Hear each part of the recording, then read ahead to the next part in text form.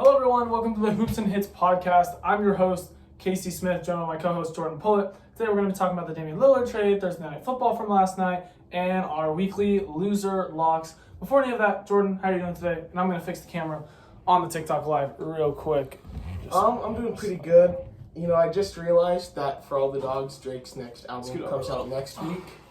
Yeah, I'm excited about it. Rod Wave's album dropped, I think, 2 weeks ago today. Fire. Have you listened to any of it? No, none. Not a song. I couldn't tell you a song by Rod Wave, at all. Okay. If you played one, I would know, but I wouldn't, what's his most famous song? Probably Heart on Ice. Remember Heart Been Broke So Many Times? Oh, yeah. Okay, I know that then, yeah. But no, I'm not obviously not a huge Rod Wave guy. Not familiar with this game, I guess. I'm not really familiar with this game, to be completely honest. But let's get into, right away, pretty much the biggest news in the sports world right now, which is the Damian Lillard trade. Damian Lillard, the main news is he's going to the Bucks, and then the Trailblazers getting back Drew Holiday, DeAndre Ayton, and then I believe 1 pick and 2 pick swaps. And then the Suns are getting mainly Yusuf Nurkic and then a lot of other depth pieces. So I guess we can start by going team by team. I think that makes the most sense. I think the first one to look at is the Bucks. They're probably the easiest one to cover, the most obvious take. I would say the Bucks probably made a smart decision here.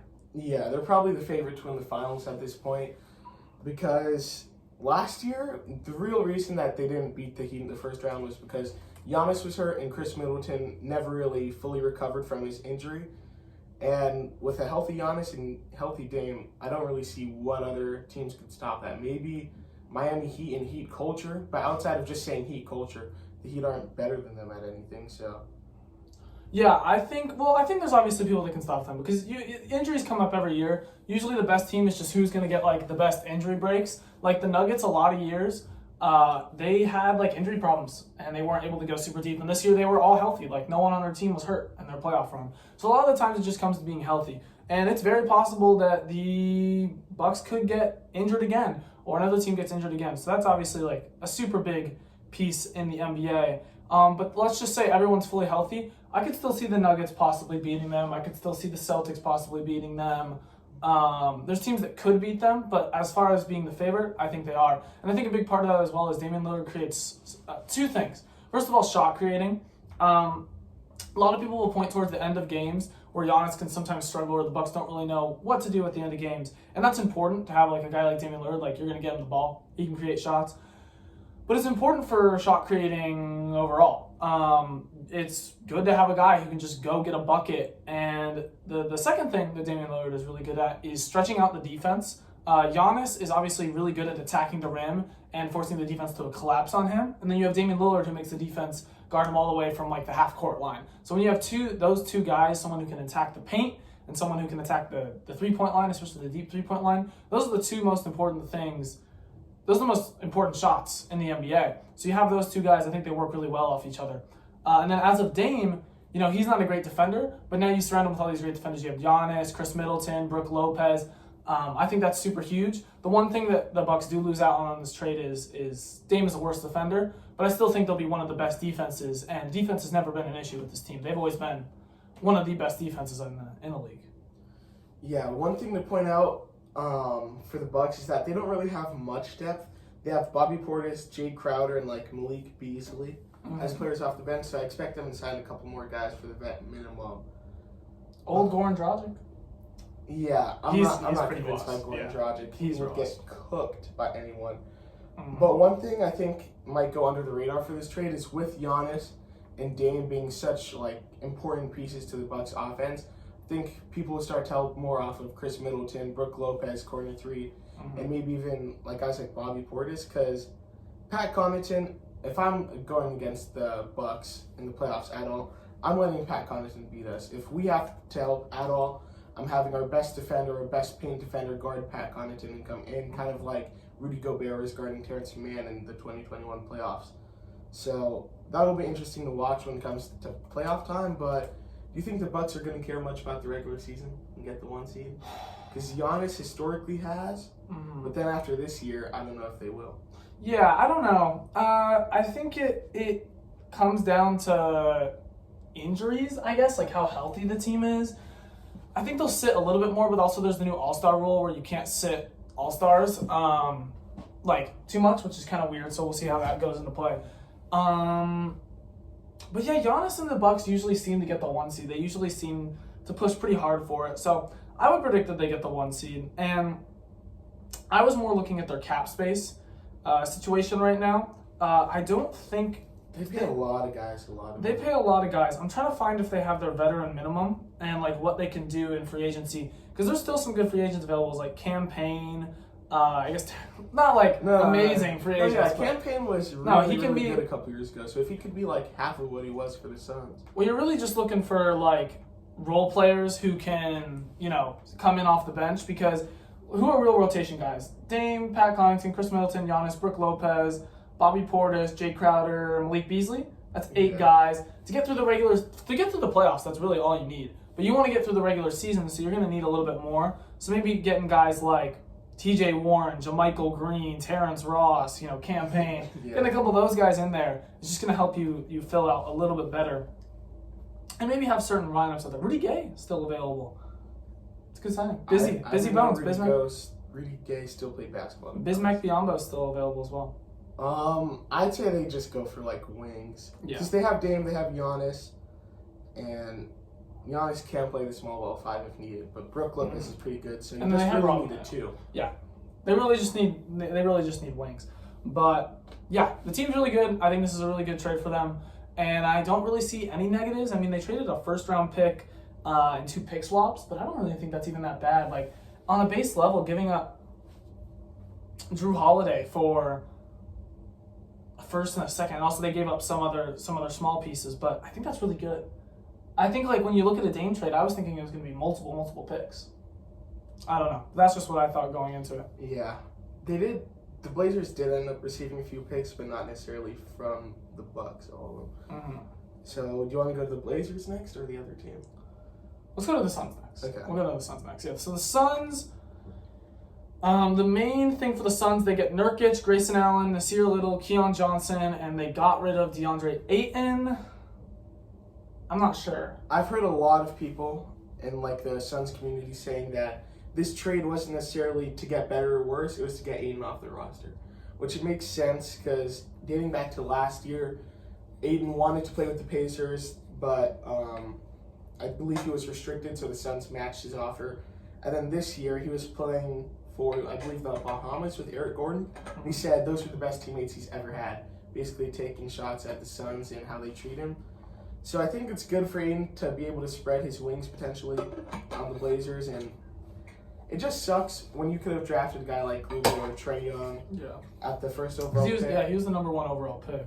Yeah, and you traded that for use of Nurkic and Grayson Allen. And he's had good stretches. Like, he's had good moments out there. I think it's more of a chemistry thing than a play style thing. Because obviously you worry, he's not strong enough sometimes as a defender. He takes some of those like fade hooks sometimes instead of really attacking the rim. Almost kind of like when you have a tall guy who doesn't really play basketball and like he goes out there on the court and he's like not using his size. That's sometimes what Ayton does. I'm not going to name names or anything. But not to name any names. But that's sometimes what happens with Ayton. But I still think he can be a solid center. But he just wasn't fit for the Suns team. He was always beefing with coaches and players.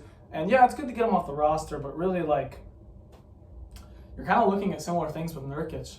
I would say Nurkic is definitely worse. Yeah, a lot of people are talking about Nurkic being like a big part of this trade.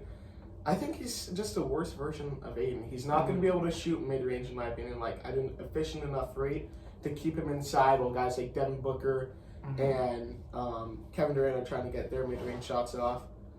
And he's kind of just taking up this space on the floor because he's not a dunker. He's not like a Nicholas Claxton lob threat. So he doesn't provide much on offense. He kind of sucks on defense. Yeah, I expect them to try and find someone like they had with JaVale McGee, who is just kind of a defensive lob threat. That's all we need. He's kind of a 2K merchant almost. Like his overall is kind of high in 2K because of like certain weird stats, but he's actually not like that good at basketball. It's kind of weird. That's messed up. Calling a basketball player. He's a 2K merchant, like Hassan Whiteside like 5 years ago. Yeah. Hassan Whiteside was like an 87. They need a guy like Hassan Whiteside. No, I disagree. They just need to run dunk and block. Yeah. I get, like, the idea. Yeah, sure. I guess. But no, I don't think this trade's great. And then, like, Grayson Allen doesn't really move me that much. Nasir Little. I think Grayson Allen's going to have a big couple shots in the playoffs. He's not going to average 30, but there's going to be the time comes with the playoffs, and someone's going to need. Okay, sure. Someone's going to need to hit some shots. Someone's going to go cold. Maybe like Yuta Watanabe goes cold or something, and Grayson Allen comes in and saves the day. And then Nasir Little is. I'm not going to go on that Stephen A. Smith rant, but yeah, somewhat like Kwame Brown. I just, like, it's cool for depth, but I feel like you could have signed guys from free agency on, like, vet minimums or minimum contracts that are, like, just as good. So yeah, and they already had a full roster, so they might not keep. I'd say Keon Johnson could get cut. Nasir Little, you can talk yourself into him maybe, but they're going to have to cut some guys because they traded 4 for 1. Yeah, so I'm not really sure how I feel about the Suns end of the deal. I don't really like it, to be completely honest.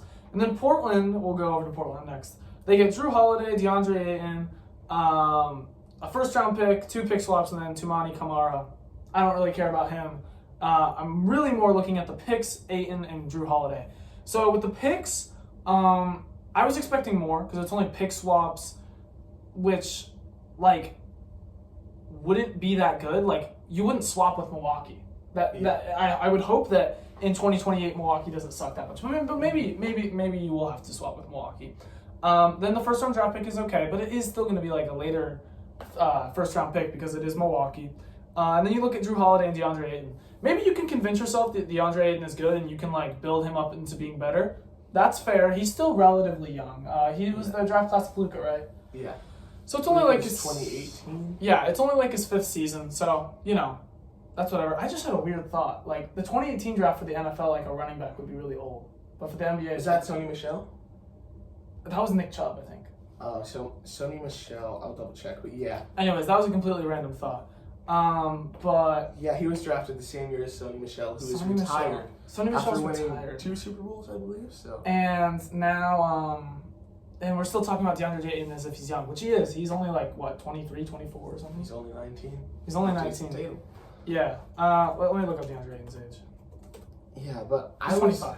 I was thinking for this, with Jeremy Grant and Drew Holiday, I expect at least, well, if Drew Holiday isn't traded already by the time the season starts, then they're kind of doing him a disservice. But I would expect Jeremy Grant or Ayton, one of the two, to get traded by the trade deadline. Because they could get some more value, and outside of that, all they have is young guys. So it doesn't really make sense to have a guy like Drew Holiday, who's going to be best on a contending team.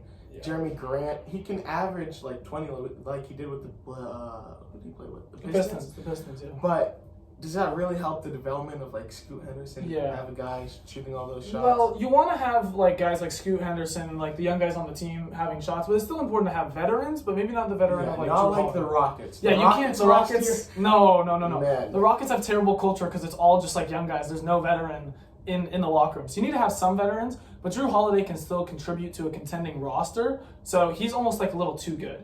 You'd want to have like some sort of backup point guard who can come in there. Like Drew Holiday should still be a starter.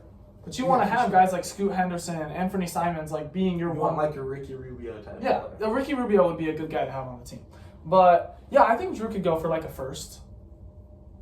Yeah, I think so. I think he could go for a first and more, depending on who you give him to. I want him to go to the Clippers.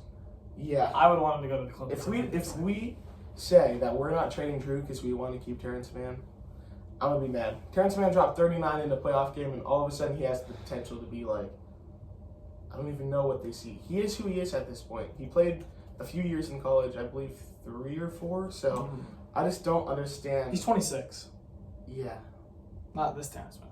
Who is? I don't know. But Terrence Mann he's 26. I love Terrence Mann, man. If you're a Clippers fan, you love Terrence Mann. But we're contending. We only have so many years left. Let's go get Drew Holiday. Let's do Marcus Morris, Terrence Mann, and a first-round pick in 2 seconds for Drew Holiday. I would love that. Yeah. But yeah, Drew should go for roughly a first. And for the Blazers overall, I would say it's okay. It's a little less than I would have thought their package would have been for a guy like Damian Lillard, who is just insane. But I think they will get more picks back, and it also clears the way for the young guys they have right now. So I'm not too I'm waiting to see Drew get traded and the package I have to get for him to see, like, will they actually grade the trade. Mm-hmm. And did you see the Clippers are signing Josh Primo? Something about your teams and signing players like him. It's interesting, but it is what it is. Let's move on to Thursday Night Football, though. There was a great Thursday Night Football matchup last night. Thirsty Clippers? Yeah, we're thirsty for good players. And Drew Holiday, I think, is a really good player. I don't know. I think he's a little bit underrated in the NBA community. Other people I've talked to think we overrate Drew Holiday, but I think he's pretty good. Andrew said we overrate Drew Holiday. I'm not even going to get into that. He's like a clear all-star. Like a bottom of the all-star tier. He's a really good defender as well. Anyways, Thursday Night Football, Lions versus Packers. Jordan, as a Packers fan, probably not too stoked about what happened last night. The Lions were able to come out with the win on that one. They went up big early. I believe it was 27-3. Packers started to come back a little bit, but then Quay Walker. Cut him.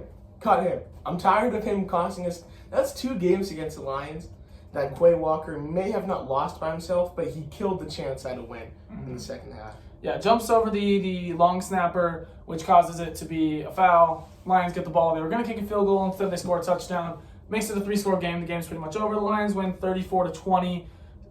Jordan Love didn't look great. What are your thoughts on Jordan Love now? You've seen him through 4 games. You predicted him to be pretty good. Is he living up to expectations? Is he a little under? Like, what's the thought process here? I'd say so far he's about what I thought. The problem with last night's game, they didn't trust Aaron Jones to start the game because he was injured. Mm-hmm. And A.J. Dillon isn't a good back.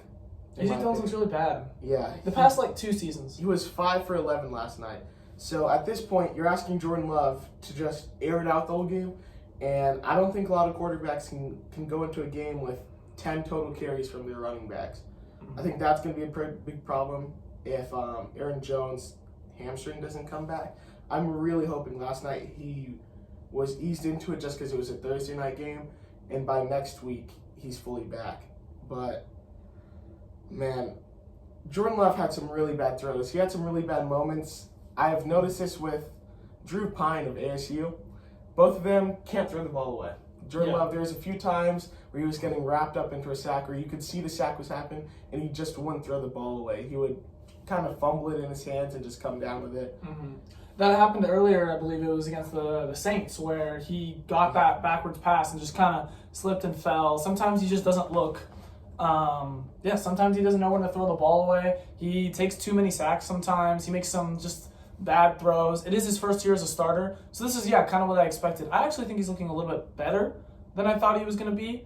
But he still looks like around that level where, he's not complete as a quarterback yet. He's still going to need some time to get better. Packers fans are used to Aaron Rodgers, who doesn't throw a lot of picks, doesn't take a lot of sacks, is, a really solid guy, doesn't make a lot of mistakes. But Jordan Love is making mistakes, and that's what you're going to get with a guy who's essentially a rookie. I know he sat, but this is essentially his first season as a starter. And then, A.J. Dillon looked really bad. People in the NFL community talk about how this backfield, I've even heard some people say this is one of the best backfields in the NFL. And I believed it, but A.J. Dillon has kind of fallen off in this backfield. I expected A.J. Dillon to overtake Aaron Jones as the years went on, but A.J. Dillon's almost aged faster than Aaron Jones. And now he looks lost, and Aaron Jones looks like the young guy. So that's just kind of crazy to me. And he's looked really bad this year, which is rough when Aaron Jones is hurt. And then the Lions look pretty good. I would say, this offense is just really solid. And it's crazy because, you have Jared Goff, you have David Montgomery, and you have Amon-Ra St. Brown, and those are your quarterback 1, running back 1, wide receiver 1. And you're okay, that's all right, I guess. Well, what about the wide R2, Josh Reynolds? What about the tight end? It's a rookie, Sam Laporta. But they're crushing it, and they're scoring tons of points every week. The offensive line isn't amazing, but it's holding up pretty well, and the run blocking is pretty solid, giving Montgomery and Gibbs enough holes.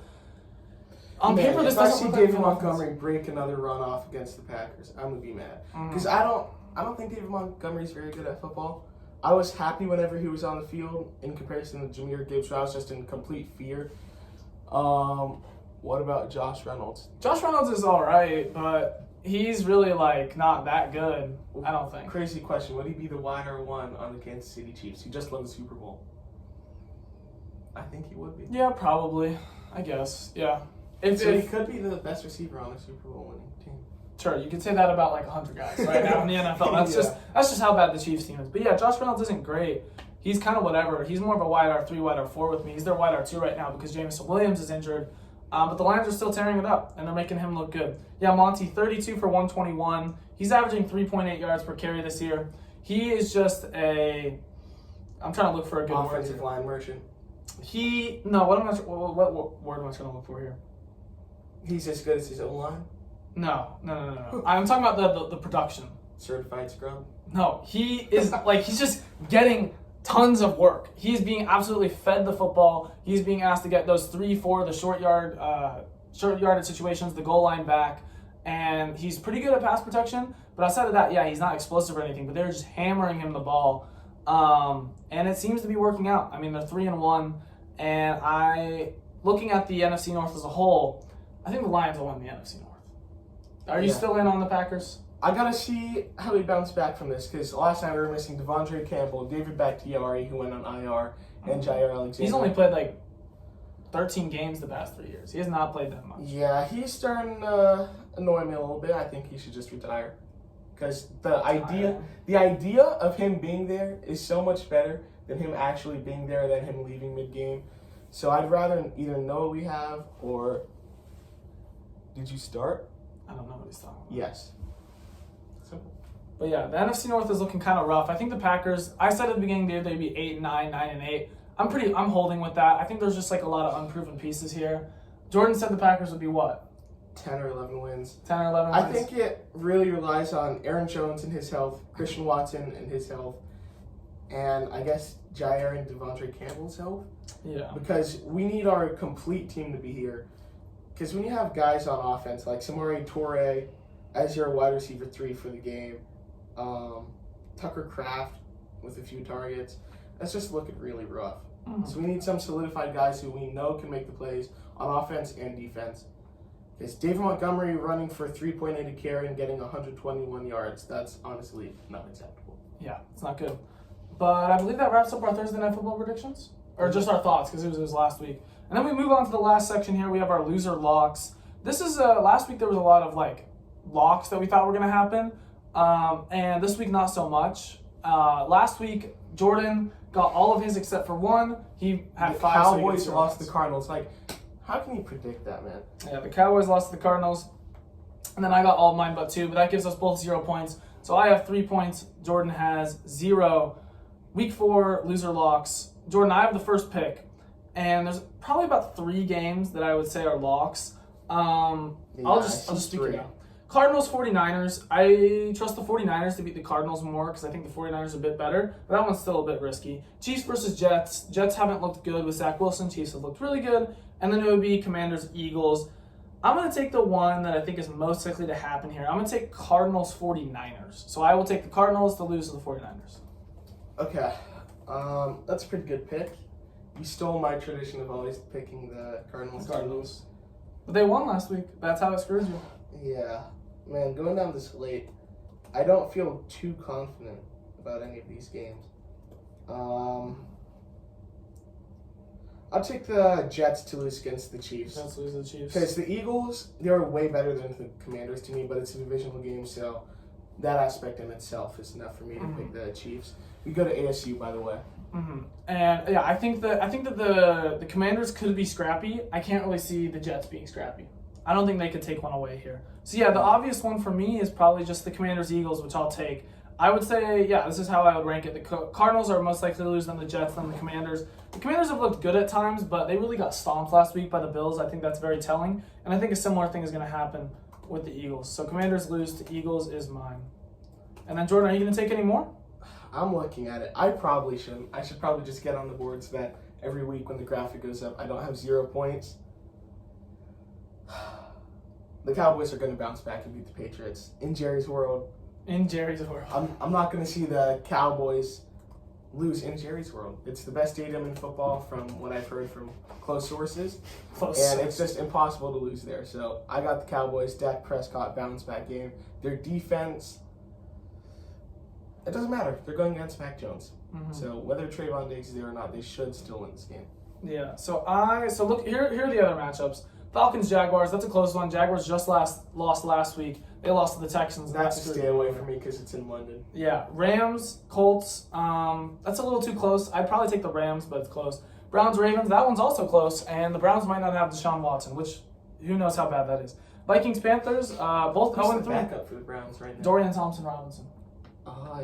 Bengals, Titans, I would take the Bengals, but still not a lock either. The Titans are not a bad team. Buccaneers, Saints, that's another close one. Dolphins, Bills, that could go either way.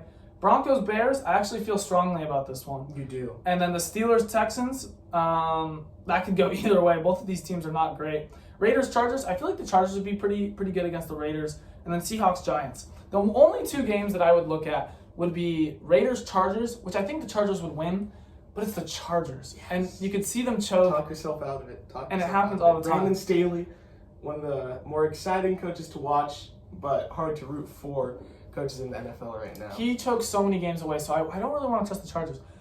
I feel like the Broncos are going to beat the Bears. I think this Bears team is so bad. And I know the Broncos it's crazy saying that because the Broncos just lost 20-70. They just lost by 50 and you're picking them to win. And I want them to win, but I'm not going to take them to lock. I'm done. I'm just taking those two and I'm going to walk away with my points. Because I think I should get my points. You sure you don't want to throw the Broncos in there? Well, I'm good. I'll throw the Chargers into mine. So Raiders versus Chargers? Yeah. Raiders. There's a lot of drama going on with the Raiders right now. Devontae Adams is reportedly unhappy with being on the Raiders, and maybe going from Aaron Rodgers to Derek Carr then Jimmy G isn't the smart move, Devontae Adams. Almost like anyone could have told you that, but whatever. I guess you wanted to play with your college teammate for a season just for what? For what? You weren't even a playoff contender at all. Mm-hmm. Any more picks, or are you out? I'm out. You're out? I like to pick more loser locks and just make like a big parlay with all the teams, but man, it's tough out here this week. There's a lot of close games. There's a lot of close games. I think it'll be a really good week of football. And, I think that about wraps it up. I don't think we have anything else to cover. No. I think that about wraps it up. But thank you, everyone, for listening in. And